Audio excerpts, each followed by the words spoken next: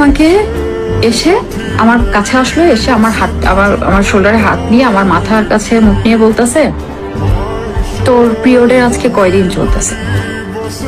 তো মানে আপনার পিরিয়ডের আমার পিরিয়ড না, ডেট টাইমিং না, কয় দিন চলতেছে এটা ডিরেক্ট জানতে চাচ্ছে, কারণ তার কাছে অলরেডি ইনফরমেশন আছে। আমি যখন বললাম যে ভাইয়া 5 দিন, 5 দিন এতদিন থাকে? মানুষের তো 3-4 দিনে ঠিক হয়ে যাওয়ার কথা, তোর 5 দিন তো আরো একদিন আগে শেষ হয়ে যাওয়ার কথা।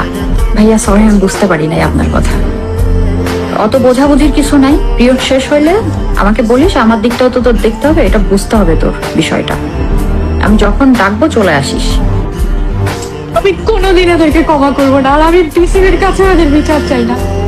আমি আমার আল্লাহর কাছে এদের বিচার দিয়েছি, আল্লাহকে বলছি আমার চোখের সামনে এদের বিচার দেখাবে, আর না হলে আমি ময়দানে আমি এই বিচার নিব।